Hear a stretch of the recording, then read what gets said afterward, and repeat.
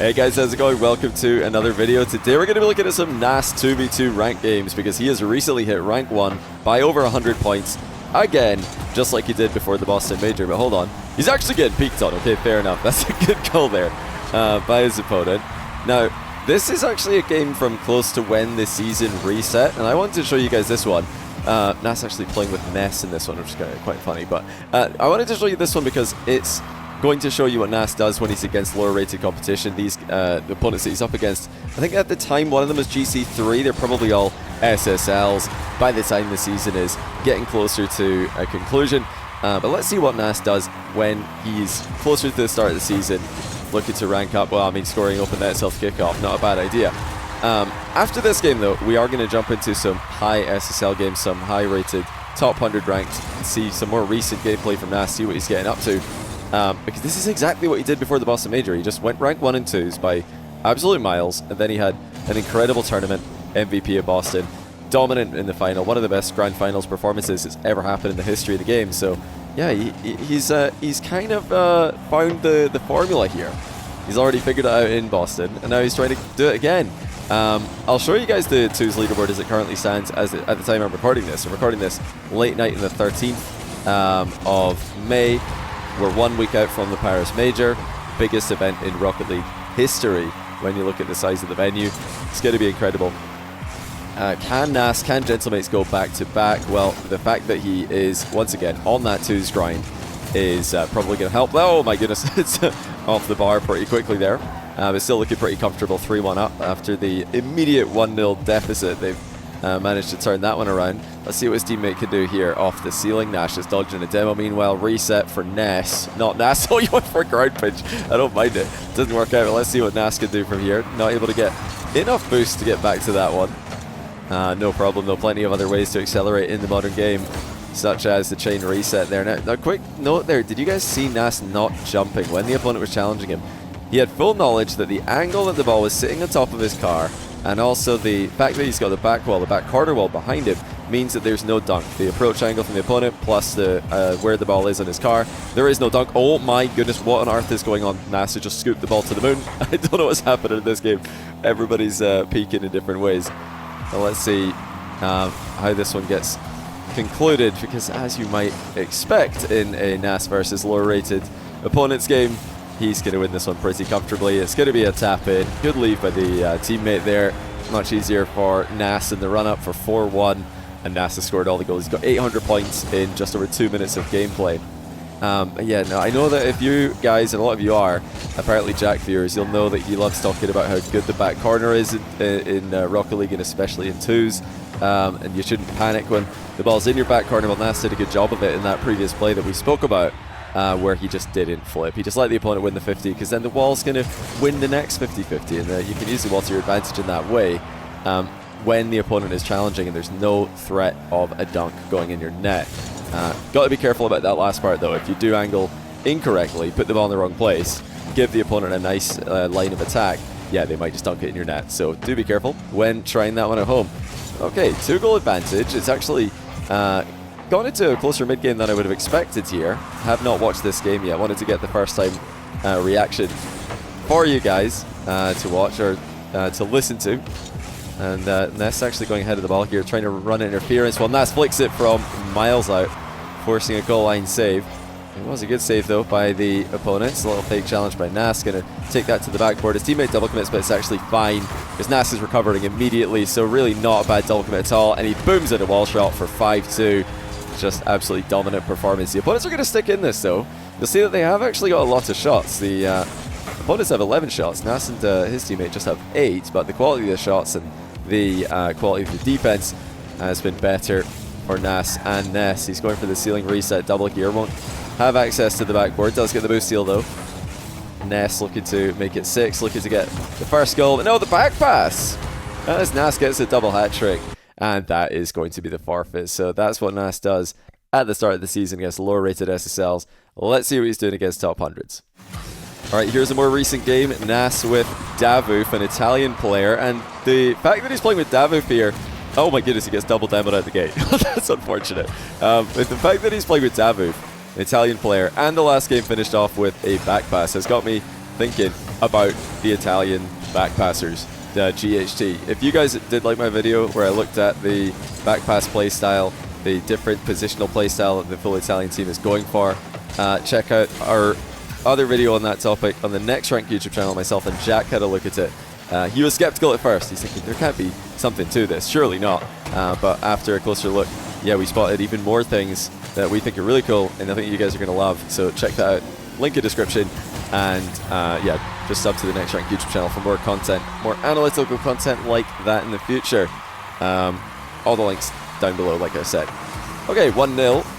Davuf giving Nass space to work there. Nass actually had a bit of a difficult game so far in terms of grabbing boost. He did get demoed a couple times, get chased around the pitch a bit, and he missed a boost just barely. Goes to show that will never go away. You might be, a player who does that yourself, wondering what rank do you stop missing the boost? The answer is never. Oh, good blind save. Nass just putting himself between the ball and the goal there.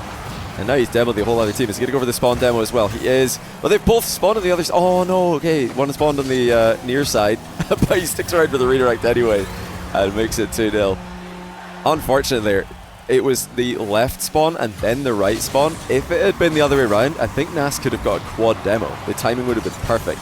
The demos are absolutely raining in now. Davuf's going to go for the backboard. He's got an open backboard to play with, but it's going to be actually a follow-up save followed by Nass missing. He expected a dunk or expected to need a dunk. He could have actually just tapped that one in. So actually a lot of common low-rated things that happen are still happening at high-rated SSL. Nass, no problem, just shrugs it off, makes it 3-0 with the flick. He scored 3 goals. He scored every goal again. Started to be a bit of a trend in these games. I did not have to dig deep to find these. You might be thinking, oh, maybe Johnny's dug out all the games where Nass has completely carried and scored all the goals. No, these were actually the first 3 I clicked. this game, the one before, and the last one. We're going to watch this video.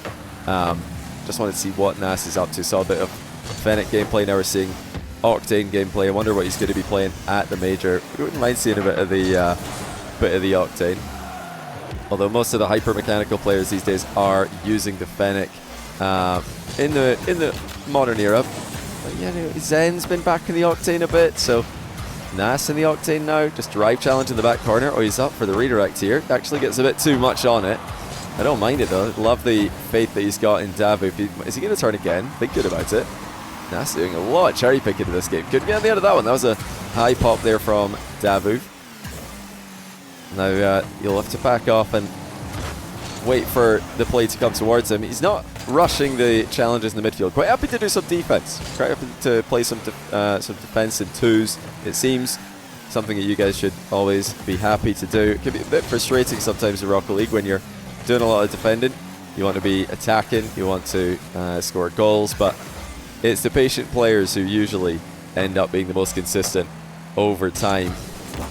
Well, Nash just peppering the net with shots. They have had more offense in this game when compared to their opponents. A little pre-flip into the air dribble. Davuf with a good collection of it. It's well saved, but Nass might actually be able to keep this in the middle again. Mind game and the bump. Where's Davuf? Here he comes. Decides to go for a fake challenge. Not sure about that one because it has kind of left the door open.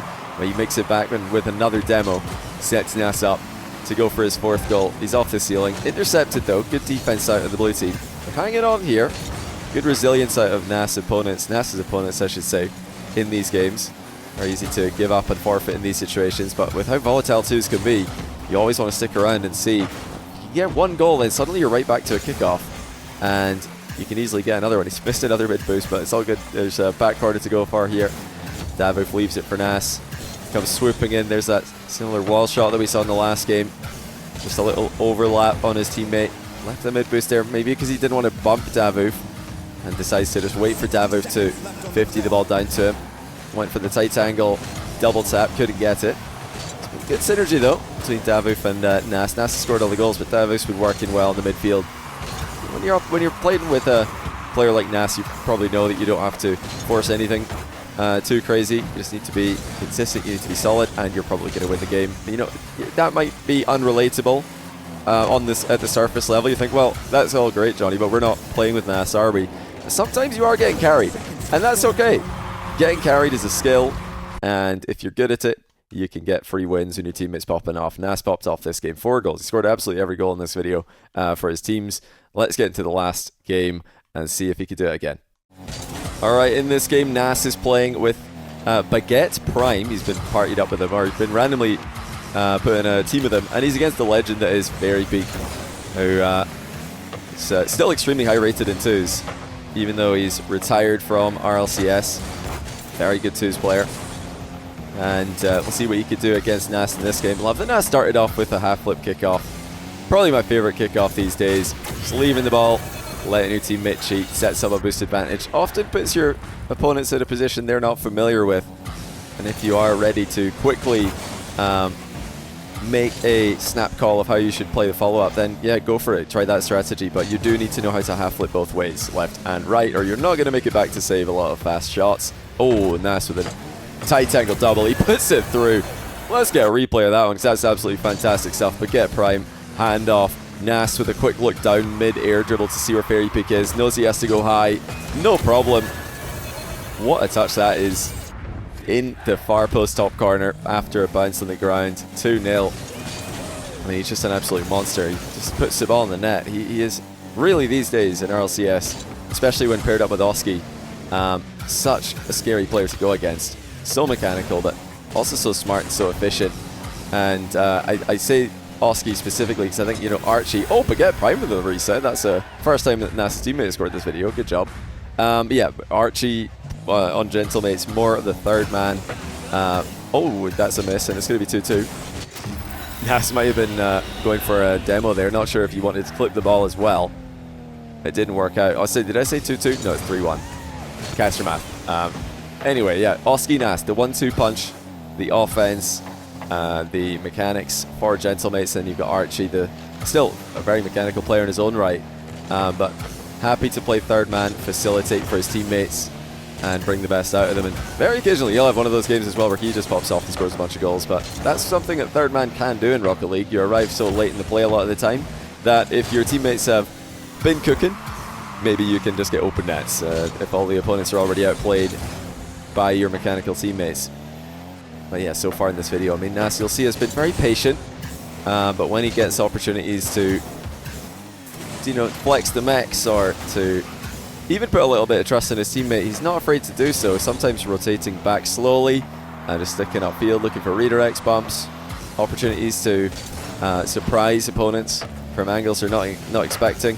But even there, just letting the opponent get a touch, he's not afraid of the touch that's coming towards him. He knows from that angle the shot is very likely going to be savable, and now just switching sides. Again, not wanting to play the ball into the positions the opponents are expecting. You know, all these things are very smart plays, and they're going to help him over the long course of a season get wins, get games that other players are not getting. Misses the sidewall skim there by a fraction. I think it is notable, and it's definitely important how much trust Nass puts in his teammate. I think he's putting the right amount of trust into these teammates that he's been randomly paired with. He is giving them some space on the ball. He is sometimes, you know, double committing, you could say, but they're safe double commits.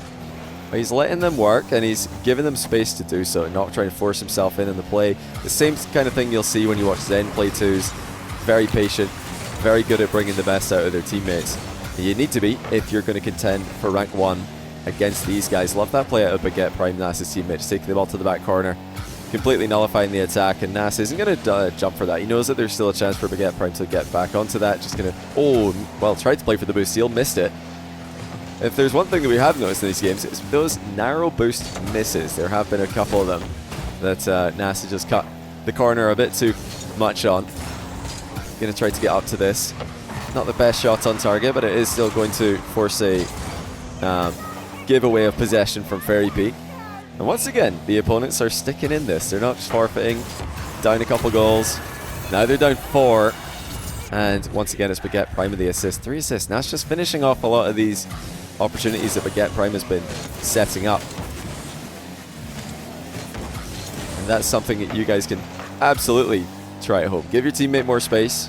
At the same time, take space away from the opponents. Maybe don't drive underneath the ball like that, unless you're Nass, and you can just immediately recover and make a well play instead. Oh, FairJame's nearly beamed it.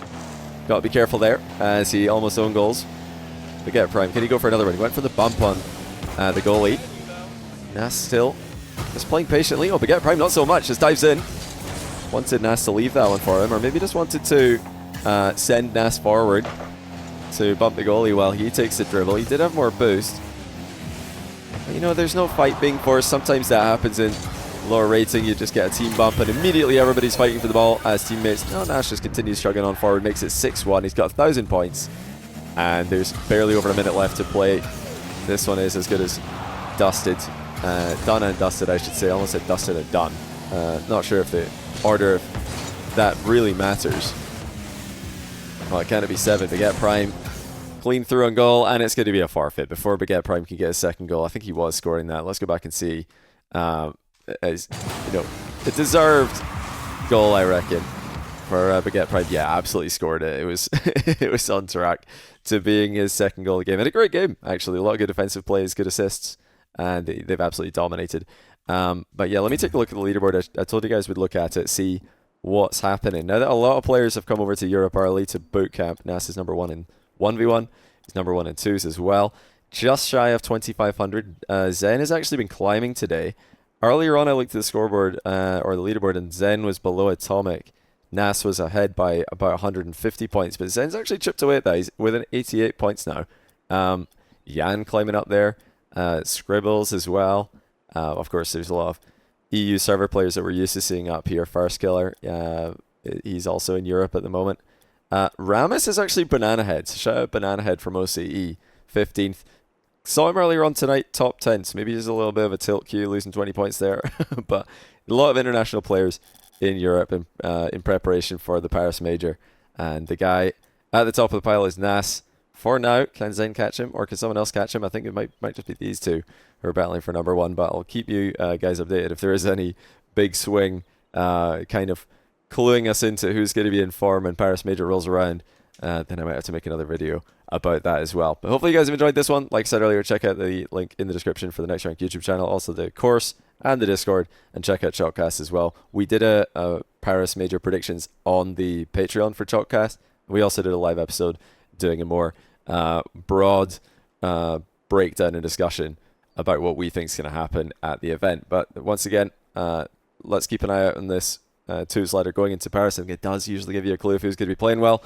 And good luck to all the teams who are going to be there. Good luck to Nass holding on to his rank 1. And I'll see you guys in the next one. Take care.